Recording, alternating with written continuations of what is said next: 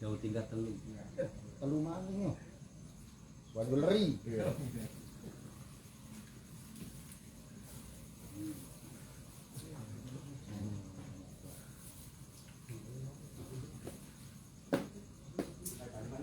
Tidak mau beli, tidak mau beli. Ya betul. Sorot kamera. Tahu kan? Kita tahu sih.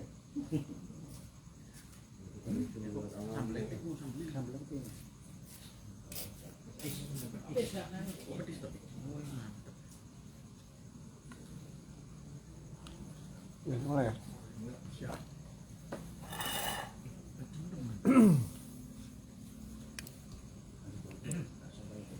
A'udzu billahi minasyaitonir rajim. Bismillahirrahmanirrahim.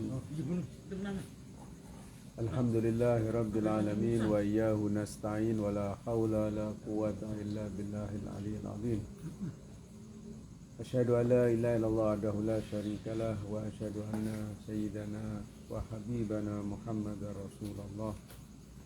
Allahumma fasalli wa sallim ala nabiyil karim wa ala ahli baitihi at-tahirin wa ashabihi al-khairin al-fadilin wa man tabi'ahum bi ihsan ila yaumiddin. Allahumma 'allimna min 'ilmikal mahzun wa sunna bi sitrikal masun. Allahumma akhrijna min dhulumatil wahm wa akrimna bi nuril fahm. Allahumma aftah alaina abwaaba rahmatik wa ansur alaina khazaina ulumik bi rahmatika ya arhamar rahimin. Ma'asyiral muslimin wal muslimat rahimakumullah. Assalamualaikum warahmatullahi wabarakatuh. Waalaikumsalam warahmatullahi wabarakatuh.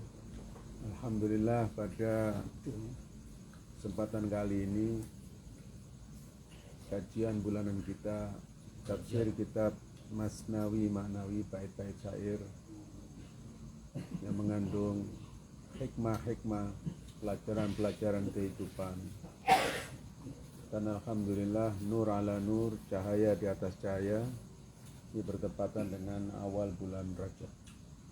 Awal bulan Rajab ini salah satu bulan haram, salah satu bulan mulia yang agung ya. Bulan istighfar, bulan taubat. Dalam keterangan dikatakan nanti pada hari kiamat ada malaikat yang memanggil dari aras dan mengatakan aina rajabiyun, mana orang-orang yang menghidupkan bulan Rajab dengan ibadah, dengan menghadiri majelis ilmu. Dan tentu majelis ilmu, apalagi ilmu seperti ini ya, nilainya lebih tinggi daripada ibadah. Karena kalau ibadah hanya dibangun berdasarkan kebiasaan saja itu kurang bermakna, hanya karena kebiasaan saja. Tapi dengan adanya ilmu seperti ini, ibadahnya akan punya makna. Ibadahnya itu akan naik ke atas. Ibadahnya punya nilai.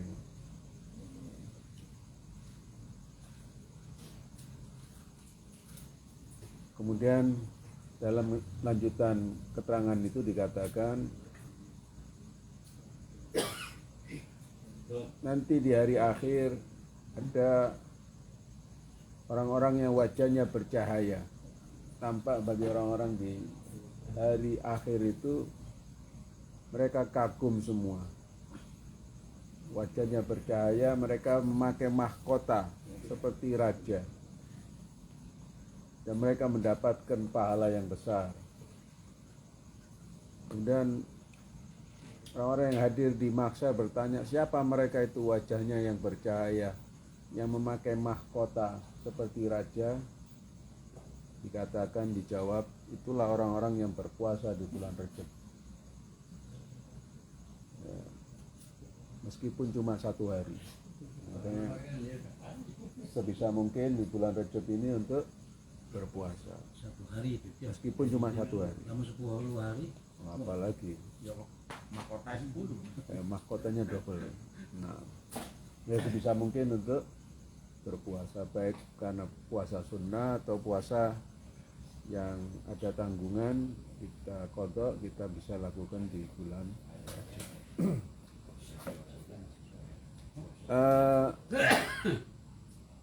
Tentu banyak sekali keutamaan bulan Rajab, tapi tentu hanya mengisyaratkan saja. Ini bulan yang agung, tanggal 13 Sayyidina Ali lahir, tanggal 13 Rajab. Dan angka 13 ini bukan angka sial. Kalau Anda naik pesawat, itu di pesawat nggak ada nomor 13 itu. Dilompati, karena pada takut duduk di situ. Celaka 13. Celaka 13. Iya. Jadi kalau angka 13 itu angka sial, maka Sayyidina Ali nggak lahir tanggal 13. Jadi tidak ada. Kesialan itu karena dosa kita. Kesialan itu karena kebodohan kita. Itu yang membuat hidup kita sial. Kesialan kita itu karena kebohongan kita, itu yang membuat hidup kita nggak karuan, nggak jelas. Nah, jadi dosa-dosa, sifat-sifat tercela itu yang membuat hidup manusia sial. Jadi nggak ada orang sial hubungannya dengan angka, nggak ada dengan rumah tusuk sate tusuk tusuk tadi tusuk ya nggak ada. Kalau toh ada, itu pengaruhnya bisa dihilangkan dengan sedekah, dengan amal baik kita. Misalnya ada ya pengaruh karena mungkin letak dan lain sebagainya. Oke lah, katakan itu punya ya, ada misalnya ya. Itu semua bisa ditolak dengan sedekah, dengan kebaikan kita. Itu menolak bala. As-shadaqatu tadfa'ul bala. Sedekah itu menolak bala. Karena itu misalnya ada orang menghindari, orang misalnya percaya pada primbon-primbon Jawa. Tanggal-tanggal tertentu nggak mau bepergian. Misalnya hari Rebu dihindari untuk bepergian. Sabtu. Hari Sabtu atau hari apa? Libur. Ya libur. Rame. Malah pasaran kata Budi. Tuh jangan nebang-nebang. Jadi hari pada hakikatnya itu hari baik, hari baik. Jadi nggak bisa kita kan ini hari buruk, ini enggak. Hari itu pada hakikatnya baik. Bulan pada hakikatnya baik. Ya. Lalu kita nggak bepergian, lalu kita enggak. Kalau toh itu ada, kita khawatir terjadi sesuatu, ya sedekah sebelum safar, sebelum bepergian kita sedekah, selesai. Jadi tolak dengan sedekah. Kecuali ada bulan-bulan tertentu yang tidak dianjurkan untuk kita mengadakan hajat. Tapi itu karena ada peristiwa, kita berempati, bersimpati dengan orang-orang yang menjadi korban pada bulan itu. Seperti apa? Bulan Asyura, ya kan? Ya itu orang-orang Jawa juga. Ya. Yang jelas bulan Muharram sama bulan Safar itu sebaiknya tidak mengadakan acara-acara pesta, kesenangan. Ya, kecuali orang nggak tahu ya itu hukumnya beda. Tapi kalau sampai udah tahu, nantangin gitu, kalau terjadi sesuatu jangan salahkan kalau udah tahu. Karena di bulan itu ada peristiwa cucunya Rasulullah, keluarga Rasulullah pada berduka kok sampai malah pesta. Itu namanya kurang ajar. Ya, sampai kalau ada keluarga, masa mau ngadakan kawinan anaknya pas hari kematiannya misalnya ayahnya, ya kan? Hari kematian itu aja lah berpikirnya, nggak usah jauh-jauh, ya kan? Ya, kalau ada orang-orang gimana, Pip? Nggak tahu ya nggak apa-apa. Orang nggak tahu kan, tapi kalau yang sudah tahu, mangga diamalkan. Nanti kalau ada hajatan keluarga, anak, ponakan apa, jangan di bulan Muharram sama bulan Safar. Juga yang lain juga banyak bulan yang lain. Masa kebelet banget ya kan? Hindari bulan Muharram sama bulan Safar. Dan itu juga dalam tradisi Jawa, dalam tradisi masyarakat kita kebanyakan juga dijaga itu. Oke, jadi pada hakikatnya seluruh hari, seluruh bulan itu baik. Ya. Nah itu bulan Rajab. Nah kemudian yang terakhir terkait dengan bulan Rajab, banyakin istighfar di bulan ini. Sebaik-baik amal adalah istighfar di bulan ini, taubat. Taubat benar-benar, bukan taubatnya orang yang makan sambal ya kan. Hari ini nggak mau makan, itu makan lagi, ya kan, nyari malah, ya kan. Jadi taubat yang benar-benar, taubat nasuha. Itu itu kalau bicara tobat nanti panjang, itu ada 6 syarat dari tobat. Tadi saya isyaratkan satu aja, ada penyesalan salah satu. Berjanji untuk tidak mengulangi. Rukun tobat itu ada 2, berjanji tidak mengulangi, ya kan? Dan ada penyesalan. Itu tobat yang benar. Nah, contoh sederhananya orang dikatakan tobat yang benar itu, la samihallah, saya begini. Contohnya ini baru tobat, dikatakan tobat. Saya ada seorang ibu yang goreng di dapur sama anaknya yang masih balita. Lalu dia sambil anaknya ditaruh di bawah. Habis itu tengah-tengah goreng, hanya itu wajannya di bawah juga. Dia terima telepon. Saking keasikan ngobrol ya kan, akhirnya apa? Lupa sama anaknya. Anaknya yang kegoreng akhirnya. Nah, setelah peristiwa itu apa yang terjadi pada ibu itu? Pasti dia penyesalan. Dia berjanji untuk tidak akan pernah bawa anak balita di mana? Di dapur. Gorengan. Karena dia melihat langsung akibatnya. Ya, melihat langsung akibatnya. Ya, dosa itu hakikat dosa. Setiap dosa itu punya dampak. Sekecil apapun dosa itu punya dampak. Apalagi dosa yang dibiarin, ya, sampai nggak ada kotoran dibiarkan, gimana sih ya? Tambah maaf keluar ulet dan sebagainya. Dosa itu begitu. Kalau misalnya kita berdosa beberapa jam kemudian, dalam keterangan ditunggu sampai 7 jam orang berbuat dosa itu. Ada keinginan untuk tobat nggak? Menyesal tidak? Atau orangnya biasa saja, bukan 7 jam lagi, 7 bulan, 7 tahun dan seterusnya. Nggak merasa, bahkan lebih parah, sudah berdosa tidak merasa bersalah, bangga dengan dosa atau bangga dengan dosa. Nah ini berarti menantangin Gusti Allah. Nah kalau sudah begini, nah ini bahaya. Ini bahaya. Dan dosa itu punya dampak, nggak bisa hilang, ya, dan ikut pada seorang. Jadi sekali lagi, amalan terbaik di bulan Rajab adalah istighfar, adalah taubat, sedekah semampu kita. Jangan nyakiti sesama, berusaha membahagiakan sesama, itu harus kita. Dan sekali-kali melakukan ibadah-ibadah sunnah semampu kita, terutama puasa. Sekali 2 kali nggak apa-apa. Ya kalau bisa diselingi dengan sholat malam. Meskipun nggak tiap hari, sekali-kali melakukan sholat malam. Nah itu amalan-amalan yang perlu kita perhatikan di bulan Rajab.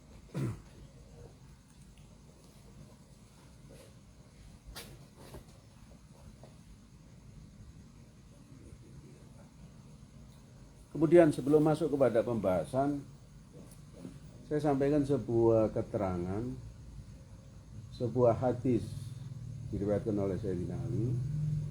Katanya ja'a rajul ilan nabi, ada seorang datang kepada Nabi. Faqala allimni amalan yuhibbuni Allah alaih wa yuhibbuni al-makhluqun. Ya Rasulullah, ajari aku suatu amalan yang aku akan dicintai oleh Allah, dicintai oleh manusia. Ya, wa yasrillahu mali, dan Allah menambah hartaku, buat aku kaya. Wa yusih badani, dan juga mensehatkan badanku. Wa yutilu umri, dan memanjangkan usiaku. Wa yahsyuruni ma'ak, dan Allah nanti ngumpulin aku bersamamu ya Rasulullah. Ini orangnya cerdas berarti permintaannya, ya kan, borong semua ya. Borongan. Minta 6 hal amalan kepada Rasulullah yang berfaedah hal-hal tadi yang tersebut.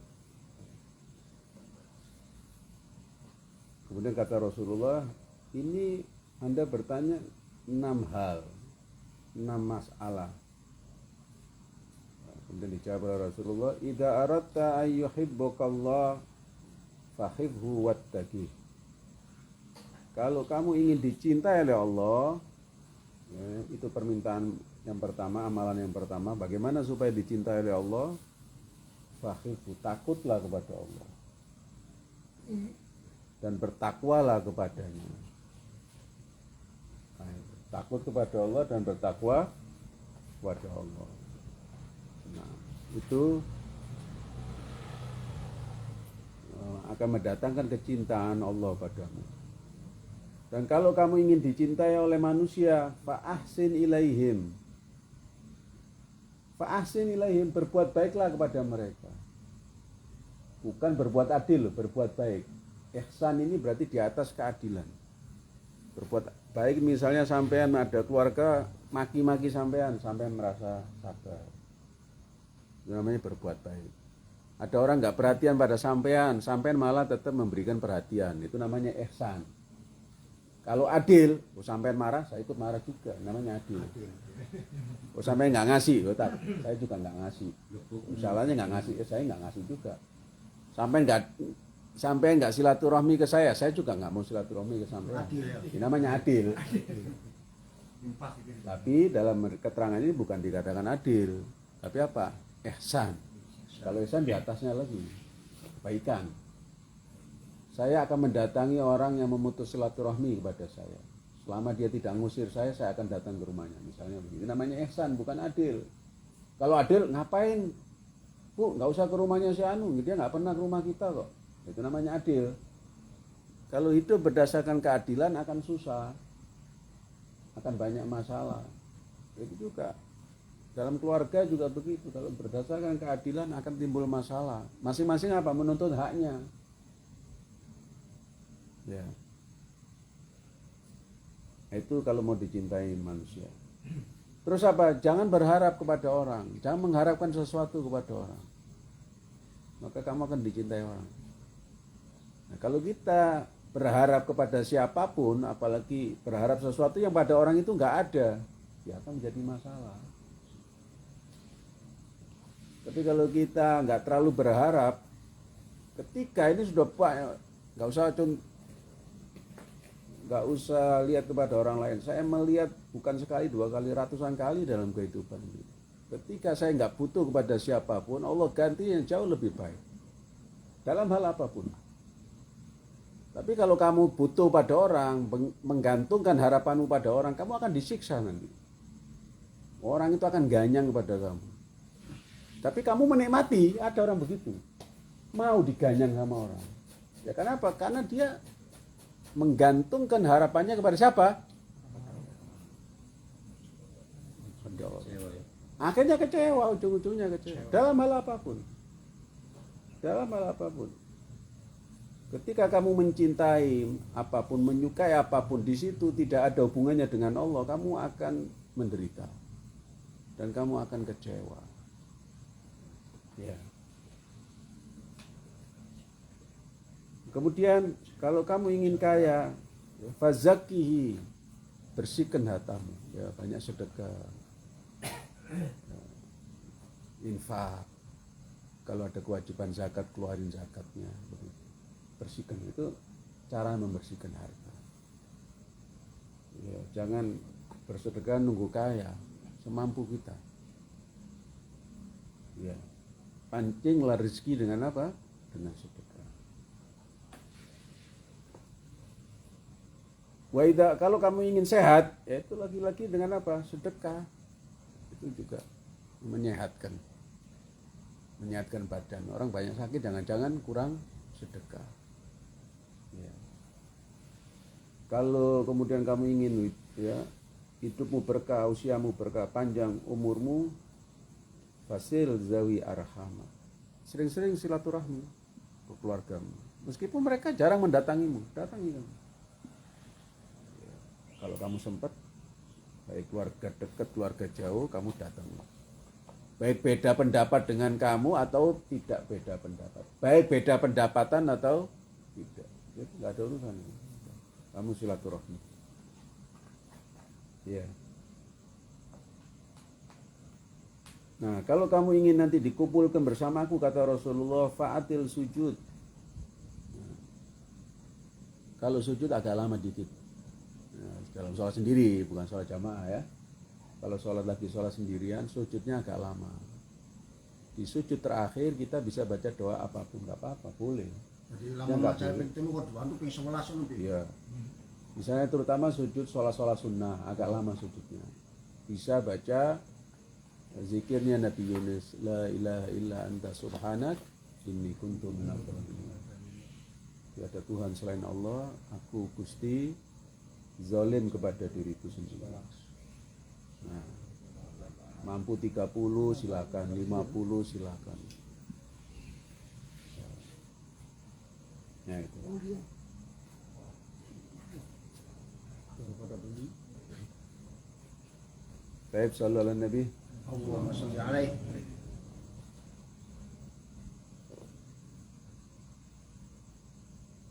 Kemudian satu mukadimah lagi sebelum kita masuk ke pembahasan. Kalau kita tidak mendapatkan berita bocoran dari Allah Subhanahu wa taala, bocoran dari Nabi, kita akan putus asa melihat masa depan umat ini. Masa depan umat Islam. Tapi ketika kita mendapat berita dari Allah, mendapat berita dari Nabi bahwa nanti hari akhir ini, pada hari akhir, bukan kiamat ya. Ini orang banyak salah paham antara kiamat dan akhir zaman, dicampur adukkan. Sebelum kiamat itu ada hari akhir zaman. Dajjal itu nanti munculnya di apa? Bukan di akhir zaman, tapi di kiamat. Tanda-tanda kiamat itu Dajjal, bukan tanda akhir zaman. Karena sebelum nanti bumi ini berakhir, kita menyongsong masa depan yang indah, yaitu datangnya Imam Mahdi. Jadi orang kadang-kadang itu tercampur antara akhir zaman dan apa? Kiamat. Kiamat itu untuk orang-orang yang buruk, orang-orang yang jahat, dan kita nggak perlu mengharapkan kiamat, ya kan? Kita menantikan apa? Menanti kedatangan Imam Mahdi. Itu masa kejayaan, itu masa kegembiraan. Saking gemah ripanya hidup itu, saking senangnya hidup di zaman itu, sampai kata dalam keterangan itu, kalau ada serigala didampingkan sama apa? Sama domba, orang dipangan. Berarti apa? Berarti dia sudah kenyang, serigala aja udah kenyang. Binatang udah dapat makanan semua, apalagi manusia. Nggak ada orang makan sama orang makan, mengambil haknya orang, karena keadilan ditegakkan. Ya sekarang ya, nggak ada keadilan, susah kita bicara keadilan. Kezoliman di mana-mana. Nah, kedatangan Imam Mahdi adalah untuk menegakkan keadilan di muka bumi, dan itu janji Allah. Janji Allah yang kata dalam keterangan hadis yang diriwayatkan oleh sahabat Abu Hurairah, andaikan masa bumi ini cuma 7 hari, Allah akan perpanjang supaya datang Imam Mahdi. Dalam keterangan beliau berkuasa cuma 7 tahun, tapi saya tidak setuju. Masa nunggunya sekian lama, cuma hadirnya cuma 7 tahun. Pasti lebih lama daripada itu. Itu masa kejayaan, masa kemenangan, dan tanda-tandanya ini kalau ini baca keadaan sekarang, zaman sekarang ini tanda-tandanya sudah ada. Ya, tanda-tandanya sudah ada bahwa kemenangan itu adalah milik umat Islam. Umat Islam ini memang secara teknologi tertinggal kan gitu ya. Sama ya dulu waktu perang Rasulullah, perang Badar kan gitu ya. Jumlah pasukannya lebih sedikit, persenjataan di zaman itu juga lebih sedikit, musuh-musuhnya lengkap persenjataannya sesuai dengan zaman itu ya, tapi tetap menang kan gitu, tetap dimenangkan oleh Allah SWT. Nah itu kita optimis menatap masa depan. Dan satu poin lagi, Imam Mahdi ini bukan nanti jangan bayangkan kemudian bunuh sana bunuh sini, orangnya serem kayak itu juga wajah yang salah tentang Imam Mahdi. Sangat-sangat penyayang, nggak ada orang, semakin orang memahami ajaran Islam itu, apalagi ini soko gurunya Islam, pemimpin Islam, yaitu ajarannya ajaran cinta, ajaran kasih sayang. Ya, dalam keterangan katanya gara-gara nanti beliau muncul sekian miliar orang terbunuh, itu nggak benar. Justru beliau ini menghidupkan manusia. menciptakan perdamaian. Jadi peperangan itu adalah jalan terakhir. Nah, sama dengan seperti Rasulullah dulu. Apa Rasulullah hadir untuk perang? Kan enggak. Peperangan itu ketika nego untuk berdamai itu sudah buntu, baru perang. Bukan kemudian mengislamkan dengan pedang kan gitu. Tidak, Rasulullah mengajak Islam ini dengan dialog, dengan berdiskusi, dengan memahamkan, bukan dengan memaksakan. Ya. Jadi wajah Islam yang dibawa oleh Imam Mahdi ini wajah Islam yang ramah, wajah Islam yang rahmatan lil alamin. Nah, sekarang kita masuk kepada kajian kita.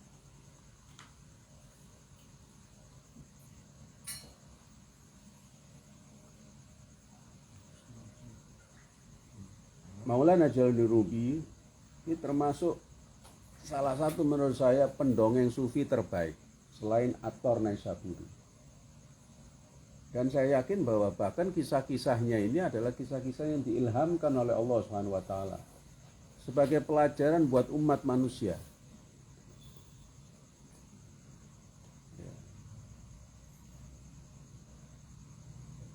Nah, dalam Masnawi, Rumi menyampaikan sebuah kisah. Kejadiannya ini di Baghdad, di Irak. Qala Maulana Jalaluddin Rumi, hud yikmi rasi malu ikar jumle rahud khurdum man urzar mal mirasi nadorat khud wafa jun binakom uzaste sujuda.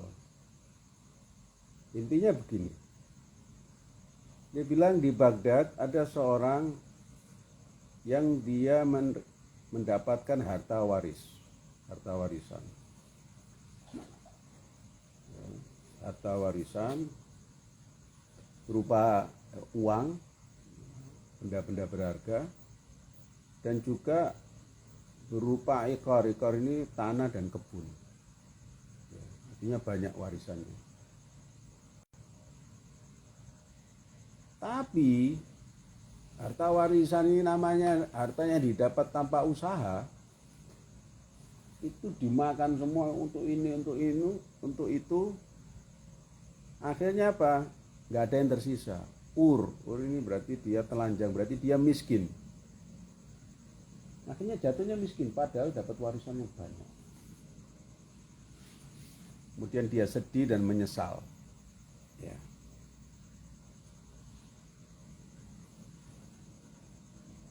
Dia sedih dan menyesal. Kemudian kata Rumi, harta warisan ini tidak setia. Artinya harta warisan ini harta yang tidak berkah. Nah, kita lihat kan cerita-cerita kan sama keluarga rebutan apa? Rebutan warisan. Gara-gara warisan saudara berantem, saudara terpisah, saudara menjauh. Ya, karena memang ini harta yang tidak berkah.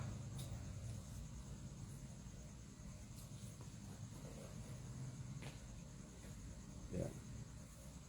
Kenapa harta warisan ini gampang habis dan tidak berkah? Kata Rumi, Unnadona qadriham ka'asan biyaf kubikaddin waran yuwakas baskam syetaf. Karena memang didapat tanpa usaha, tanpa kerja keras. Nah, di sini Rumi menarik, di tengah-tengah dia menjelaskan betapa harta warisan ini enggak berkah karena didapat tanpa usaha. Di sini dia nyelipin hikmah di sini, menyentil dan menjewer kita dan kemudian menghentakkan kita. Nah, ini dia pakai kaidah iltifat, membuat kita perhatian. Dia bilang apa? Qadri janizan mid, ya, nadani fulan ke bedadat hak bebakshish rayegon. Dia bilang apa? Kamu, fulan, kamu kamu tidak menyadari harga dirimu, harga jiwamu. Kenapa kamu tidak menyadari harga dirimu, harga jiwamu? Karena Tuhan ini, Allah ini memberinya secara gratis, cuma-cuma. Ini sebuah sentilan, sebuah jeweran kepada kita. Sama seperti harta warisan tadi. Nah, orang mendapatkan harta warisan tanpa usaha, tanpa susah apapun, nggak tahu lelahnya bekerja, tiba-tiba dapat. Karena tiba-tiba dapat ya kurang menghargai, nggak tahu digunakan, akhirnya nggak berkah. Mungkin kalau kita survei 100 orang yang mendapatkan harta warisan, kita bisa lihat kalau memang ada di antara keluarga yang dapat. Mungkin cuma 5 orang, 7 orang yang bisa menggunakan di jalan yang benar. Kebanyakan nggak benar, atau habis saja. Padahal udah berantem sana, berantem sini. Dan banyak keluarga itu ribut karena apa? Harta warisan, rebutan harta warisan. Nah, Rumi tadi menyelipkan sebuah hikmah. Dia bilang, jadi tadi manusia juga begitu. Allah SWT memberi kita ini jiwa. Dan jiwa ini sesuatu yang berharga. Allah menyebut itu bagian dari diriku. Wa nafakhtu fihi min ruhi, aku berikan bagian dari diriku wahai manusia kepadamu. Dan jiwa ini amanat Allah SWT, ruh Allah SWT ini amanat. Tapi karena ini diberi gratis, kita nggak pakai usaha tiba-tiba ada, kita kurang menghargai. Maka karena itu ya banyak orang yang menjual dirinya dengan harga apa? Murah. Sangat-sangat recehan, sangat-sangat murah. Karena apa? Dia nggak pakai usaha tiba-tiba ada kok. Menjual kehormatannya dengan harga yang sangat-sangat murah, sebagian perempuan. Karena dia tidak menyadari, pemberian ini dari siapa? Karena gratis, tiba-tiba ada. Iya kan? Ketika seorang bayi menyadari apa dia, tubuh kita ini kalau kita mau merenung, ini biasanya disampaikan dalam kajian Ma'rifatun Nafs, pengenalan diri. Manusia itu ada apa satu-satu diciptakannya, kaki dulu, kemudian tangan dulu. Kelihatan secara zahir kan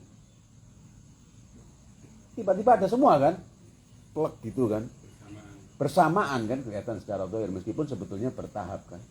Tapi secara zahir kelihatan ada. Apalagi kita yang menyadari diri kita ada waktu kita kecil. Begitu kita keluar dari perut ibu, kita udah paham, kita udah melek, kita menyadari ada lengkap semua. Pendengaran ada, penglihatan ada. Jadi udah kadung tahu tuh ada semua lengkap. Nah ini yang membuat kita kemudian manusia lalai karena diberikan secara percuma. Nah, kemudian manusia tidak menghargai dirinya. Manusia lalai bahwa ini amanat, bahwa hidup ini amanat. Kita nggak bisa sembarangan hidup. Manusia nggak bisa sembarangan makan. Manusia nggak bisa sembarangan duduk. Manusia nggak bisa sembarangan berdiri. Manusia nggak bisa sembarangan mendengar. Manusia nggak bisa sembarangan belajar. Kalau binatang, ya ada dia. Hidup untuk hidup. Binatang ya hidup untuk kebinatangannya. Dia nggak ada tanggung jawab. Apa nanti ada mahkamah al-binatangiyah? Kan nggak ada kan? Mahkamah khusus binatang ada? Nggak ada. Dia nggak akan ditanyakan, binatang ngapain kamu makan rumputnya itu? Dia nggak bisa bedakan ini rumputnya siapa. Yang penting ada rumput, diukul, dimakan. Tikus. Yang penting ada dapur, di mana ada dapur itu adalah rumahku. Itu tikus. Apa tikus mau masuk dapur apa kemudian diem dulu, nungguin dulu, permisi dulu. Seruntul Pak. Tapi kalau manusia punten, bukan rumahnya, bukan apa, izin dulu. Ini manusia. Binatang tidak, dia bebas di dunia ini bisa makan di mana saja, bisa minum di mana saja. Tidak ada proses izin, prosedur untuk izin dan sebagainya. Ya manusia beda hisabnya. Kenapa beda hisabnya? Karena kita ini bagian dari Gusti Allah. Nah ini kata Rumi, karena ini diberi secara cuma-cuma, manusia kemudian lupa, manusia kemudian abai, manusia kemudian menyepelekan. Biasanya begitu.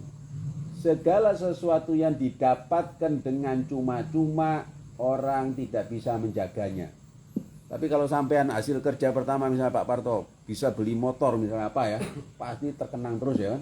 Hati-hati, ini hasil kerja saya pertama dan saya rupakan benda ini. Dijaga betul sama dia. Karena ada kenangan, ya kan? Karena hasil keringatnya, ya kan? Benar. Iya, karena hasil keringatnya sendiri. Beda dengan orang yang tiba-tiba dapat tanpa usaha apapun. Jadi penghargaannya kurang. Penghargaannya kurang. Makanya kata Sayyidina Ali, hai manusia, ya, sadarlah tentang kemuliaan dirimu.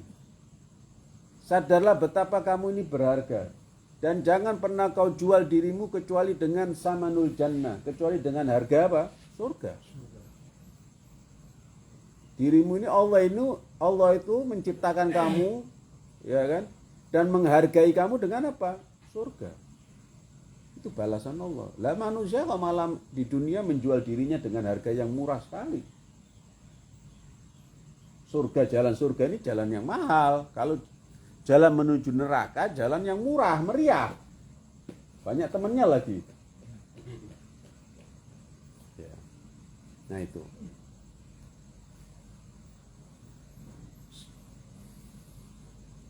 Nah, kemudian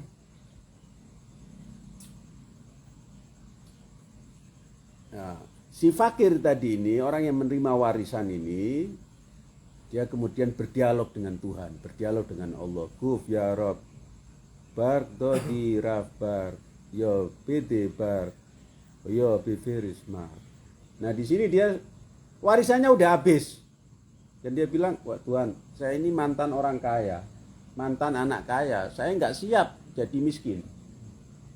Ya, sama seperti pejabat, ya kan? Kalau sudah pejabat, kebanyakan atau sebagian pejabat itu tidak kuat kehilangan apa? Jabatan. Nah, berbahayanya jabatan itu bukan karena jabatan itu sendiri. Karena apa yang paling berbahaya dari jabatan itu? Karena orang takut kehilangan jabatan. Nah, kalau sudah takut kehilangan jabatan ini berbahaya. Nah, ini kemudian orang bisa bertindak semena-mena. Bisa menghalalkan segala cara. Kenapa? Karena takut kehilangan jabatan. Takut kehilangan kedudukan. Nah, ini bahaya. Ya. Karena itu ulama-ulama dulu ya, ini kan masa kampanye agak sedikit berbau politik ini ya, Kang Baitowi ya. Agak sedikit berbau politik. Nah, kalau mau cari, gimana kita mau mencari pemimpin? Pemimpin yang seperti apa yang kita pilih? Saya tidak menyebut orang, iya kan? Saya tidak mengarahkan kepada orang. Tapi saya sekedar mengasih apa? Kriteria saja.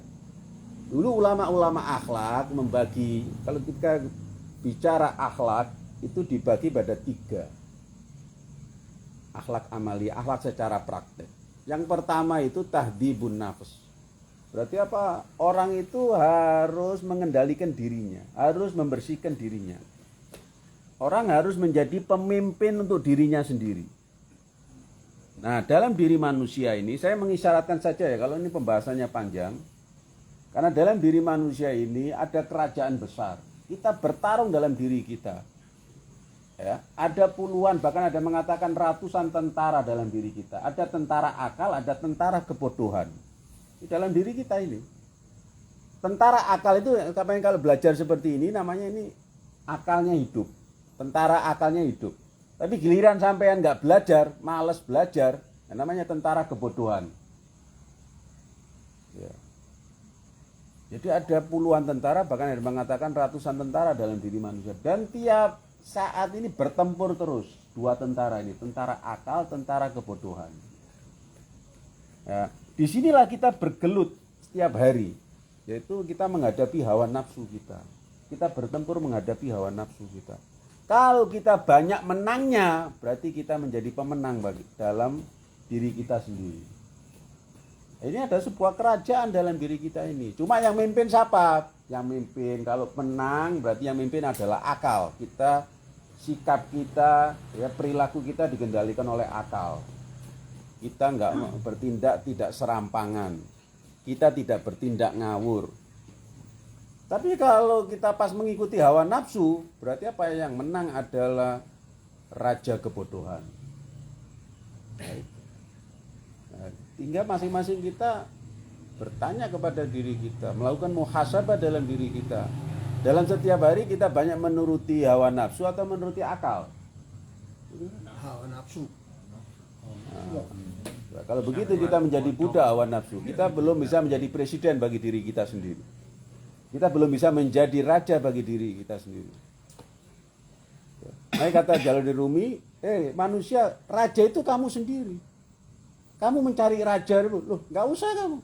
Kamu bisa menjadi raja buat dirimu sendiri. Ketika apa? Ketika dalam pertempuran antara tentara akal dan tentara kebodohan itu, yang sering menang adalah tentara akalmu. Kamu lebih mengikuti akalmu daripada hawa nafsumu. Karena hawa nafsu membuat kamu bodoh. Hawa nafsu mengajak kamu makan terus. Itu hawa nafsu, ajakan hawa nafsu. Ya, tapi akal mengatakan sekali-kali kamu berpuasa. Ya. Nah ini, jadi yang pertama itu singkatnya. Orang harus bisa mengendalikan dirinya, menang dalam pertempuran melawan hawa nafsunya. Nah, ini berarti dia bisa memimpin dirinya sendiri. Langkah yang kedua, dia apa? Dia memimpin dalam rumah tangganya, namanya tadbirul manzil. Ini akhlak yang kedua, tahapan yang kedua. Nah, bagaimana dia memperlakukan anak istrinya, bagaimana dia memperlakukan keluarganya, mendidik mereka dengan baik atau tidak, dengan cinta dan kasih sayang atau tidak. Nah ini, ketika orang biasanya bisa berhasil memimpin dirinya, insya Allah dia akan bisa memimpin apa? Keluarganya. Ya kalau dia sendiri dalam tahapan yang pertama tadi memimpin dirinya nggak bisa, bagaimana dia akan memimpin keluarganya? Bagaimana dia akan memimpin anak istrinya? Nah ini jadi problem. Dan yang ketiga baru namanya siasatul mudun, mengatur kota. Berarti ini politik. Ini orang mau menjadi pejabat, mau jadi apalah, kepala daerah, bahkan kepala negara. Ya, ini tahapannya kalau orang mau berhasil menjadi pemimpin, apalagi semakin tinggi jabatan seseorang, maka tugasnya semakin berat, tanggung jawabnya semakin berat.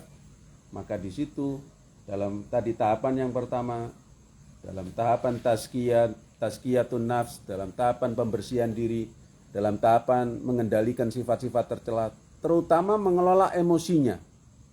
Gak boleh.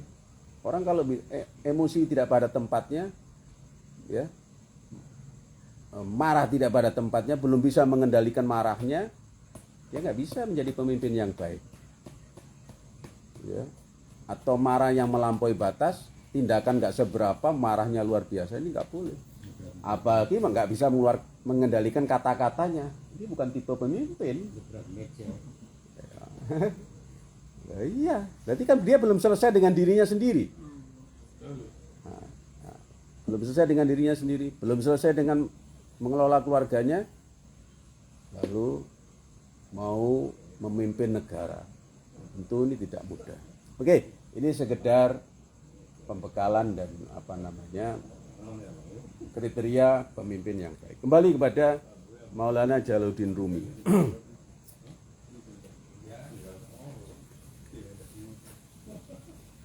Kata orang yang tadi mendapatkan warisan tadi sudah habis semua. Ya Rob, wahai junjunganku, wahai Gusti, ya, seluruh asetku sudah nggak ada, seluruh kekayaanku yang nggak ada. Saya minta kau kembalikan lagi, atau apa? Atau kau matikan saya. Saya kalau nggak ada kekayaan, saya kalau nggak ada uang, saya nggak bisa hidup.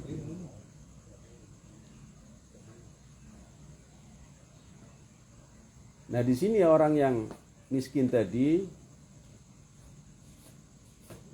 orang yang menerima warisan begitu banyak kemudian jatuh miskin, dia nangis, nafir, dan dia menjerit. Nah biasanya ini menderita. Dari punya kemudian nggak punya apa-apa. Khud ke kubat indari rahmati nisar, ke naboyat dar ijabat sad bohor.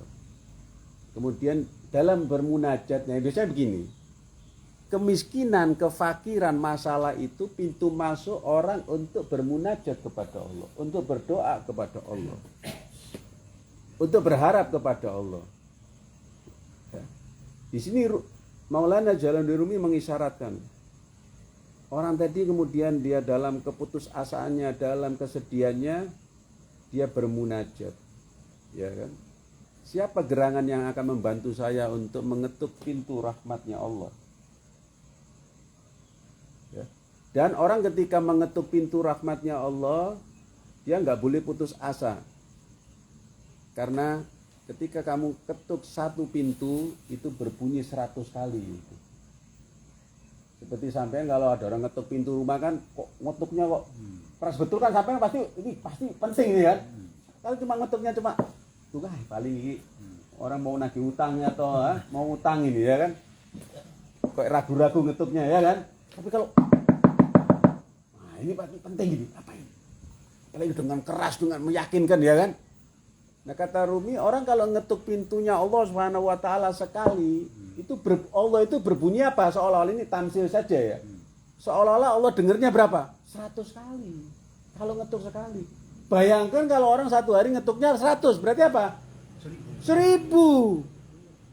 Pertanyaannya kita berapa kali kita mengetuk pintu rahmatnya Allah? Kata Rumi, ngetuk sekali bunyinya 100. Lah kalau ngetuk 1000 berapa? Nah, ini menandakan apa? Manusia tidak boleh dalam menghadapi masalah apapun putus asa. Bahwa Allah SWT nungguin kita. Nungguin apa? Cuma ente mangap atau tidak. Bahkan bukan hanya sekedar ente mangap. Seketika terlintas di hati ente untuk minta kepada Allah, Allah sudah tahu. Persoalannya kan kita enggak begitu. Nah di situ Allah cemburu ya. Ketika kita ada masalah yang kita enggak berharap kepada Allah, kita lupa kepada Allah. Harapnya kepada apa? Kepada orang kok yang pertama kali muncul kepada kita. Orang kaya itulah, teman itulah, itu yang muncul pertama kali ketika kita punya masalah. Gusti Allah nanti belakangan kalau udah terakhir. Gusti Allah belakangan, karena memang Allah itu tidak kelihatan. Tangannya Allah nggak kelihatan, kakinya nggak kelihatan, bantuannya nggak kelihatan. Ini beda dengan memang para nabi melihat langsung bantuan Allah itu di saat mereka terjepit. Saya sudah berulang kali saya sampaikan. Nabi Yusuf ketika digoda oleh Zulaiha larinya kemana? Ke pintu yang tertutup. Ya kan? Mungkin sampai mengatakan hanya orang gila yang lari ke pintu yang tertutup, lari ke tembok, ya gitu kan. Tapi Yusuf ikhtiar dan dia katakan saya nggak ada urusan, saya pokoknya harus lari. Ini tertutup kan secara zahir. Dan benar kemudian terbuka. Nabi Musa, contoh yang lain, Nabi Musa ketika dikejar oleh Firaun sama murid-muridnya di belakangnya dia, mentok, depannya apa? Laut. Murid-muridnya sebagian udah ngompol lah. Gimana lagi takutnya? Musa ini Firaun udah di belakang, ini udah kelihatan janggutnya. Udah kelihatan tuh Firaun. Gimana Nabi? Apa kata Nabi Musa? Sabar. Innama iya Rabbi sayahdin. Saya ini punya Gusti Allah yang segala sesuatu ini di tangan dia. Dia akan bimbing kita kok. Tenang aja. Dan terbukti memang kan. Laut kemudian terbelah dan dijadikan daratan. Gitu kan. Jadi nggak ada yang mentok bagi Allah Subhanahu wa taala. Wa may yattaqillaha yaj'al lahu makhrajan wa yarzuquhu min haitsu la yahtasib. Barang siapa yang bertakwa kepada Allah, ini janji Allah. Allah ini bermuamalah dengan kita, transaksi dengan kita. Hei manusia, kalau kamu bertakwa kepada aku, hambaku, kamu bertakwa kepada aku, ya ja'allahu makhraja. Aku kasih solusi bagi kamu. Dalam setiap masalah aku kasih solusi. Dan saya kasih kamu rezeki dari tempat yang tidak kamu apa? Duga. Wa may yattaqillah, ini ayat umum loh. Oh itu kan untuk beb aulia aja, orang-orang dekat. Enggak. Ini takwa yang sederhana kok. Umum ini takwanya. Pokoknya sampai jadi orang baik, percaya sama Gusti Allah. Percaya kepada pertolongan Gusti Allah. Setiap ada kesulitan pasti Allah kasih jalan keluar. Cuman persoalannya bagaimana cara ngetuk. Nah, disitulah kadang-kadang kita cara ngetuknya, cara mancingnya, cara melihatnya. Loh, kadang-kadang itu sampai nantang nggak apa-apa. Ya Allah, saya ingin menantang, saya ingin lihat langsung bukti pertolonganmu padaku, saya menghadapi masalah. Nggak apa-apa. Janji-janji. Gitu kan? Loh, kita ini nantangnya Gusti Allah, jangan nantang orang. Artinya untuk melihat. Bisa ya nanti nitip ya, suka nantang-nantangin. Dianggap batur. Hah? Bukan apa-apa, supaya apa? Supaya kita ini kalau sampai udah ngelihat langsung kan percaya kan gitu ya. Oh iya ya, saya menghadapi Allah kasih ini. Betul. Iya. Memang kadang-kadang pertolongan Allah ini tersembunyi, halus, ya kan? Kita nggak ngelihat. Halus. Kadang-kadang ada yang kelihatan. Disitulah perlu kecermatan kita untuk melihat. Apakah itu bukan sul adab? Nah, tidak sul adab. Kalau sul adab itu kan nggak percaya. Justru kita ini untuk menambah keyakinan kita. Allah Ta'ala senang. Ya. Nah, kemudian ini syairnya panjang, nanti kalau nggak selesai nanti kita sampaikan pada pertemuan berikutnya. Saya ambil 1-2 poin, kemudian nanti saya jelaskan inti ceritanya ya.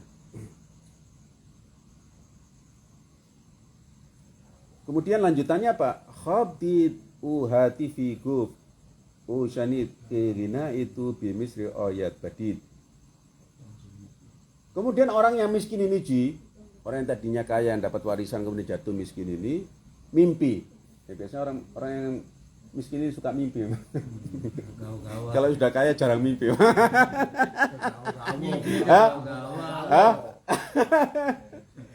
Iya. Biasanya kayak hidupnya enak. Lah iya, kebawa mimpi ya. Dia mimpi. Nah, di situ ada hatif. Hatif ini suara gaib. Ya, hatif ini suara gaib. Karena itu telepon itu bahasa Arabnya al-hatif, karena ada suara kok nggak kelihatan yang ngomong. Dia dengar suara gaib. Kemudian dibilang, hei orang yang kepingin kaya lagi. Kamu kepingin kaya kan? Kalau kamu pingin kaya, kamu harus berangkat ke Mesir. Nah, inilah orang ini. Memang mimpi, itu lihat. Ngapain? Makanya saya sering mengkritisi mimpi itu karena banyak orang lebih percaya daripada mimpi, daripada kiai, daripada habib. Daripada ulama, ya kan? Dan parahnya lagi ini juga sekaligus kritikan ya kepada sebagian tokoh. Itu tidak semua. Yang mengumbar mimpi di depan publik ini tidak mendidik. Tidak mendidik. Mimpi ini jangan, terutama tokoh-tokoh yang dipercaya orang ya, tolong jangan mengumbar mimpi di depan umum, di depan publik, apalagi sampai sebar di media. Ini tidak mendidik. Karena mimpi itu bersifat personal, bersifat pribadi. Kecuali mimpinya para nabi, 100% benar. Kalau kita ini sulit untuk bisa tahu mimpi ini datangnya dari Allah atau datangnya dari apa? Setan. Nggak ada saksi. Iya. Apalagi mimpi-mimpi yang jelas-jelas nggak masuk akal. Di situ mimpi-mimpi yang perlu banyak koreksi misalnya, itu tolonglah jangan disebar di depan. Kasihan umat ini akhirnya terombang-ambing. Oke, kembali pada orang ini tadi. Percaya kepada mimpi, nggak pakai berpikir panjang. Rubi misri onjo sawat kori turos kar hidayat rogobul umur tajos. Darfulan maudi ye ganjis zaf darpeon boyat to misrira. Nah, kemudian ya, akhirnya orang ini siap-siap gimana caranya cari ongkos bisa berangkat kemana? Mesir. Berangkat ke Mesir. Berangkat ke Mesir. Kemudian dikatakan dalam mimpi itu dikasih tahu nanti di Mesir itu ada satu tempat, di situ ada harta karun, harta karun yang besar.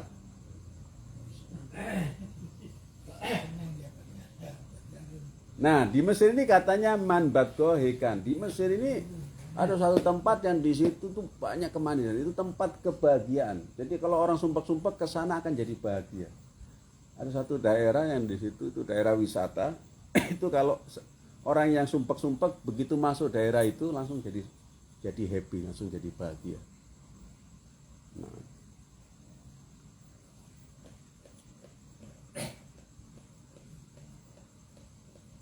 Oke, nanti detailnya akan kita bacakan supaya nggak monoton. Detailnya nanti saya akan bacain nanti baitnya pada pertemuan berikutnya. Tapi inti ceritanya saya akan lanjutkan supaya ketangkep maksudnya gimana. Sehingga cerita orang tadi ini, si miskin tadi ini akhirnya berangkat ke Mesir. Berangkat ke Mesir, ya, dengan segala ongkos loh ya, diusahakan dia berangkat. Nyelang. Hah? Ya lu nyelang. Wes nyelang sana, nyelang sini udah. Pokoknya bayangan dia di Mesir ada harta karun. Setelah di Mesir, gunakan ini ongkos ini, kehabisan bekal nih. Aduh, kehabisan bekal ini belum dapat harta karun, belum menuju tempat yang di situ katanya harta karun.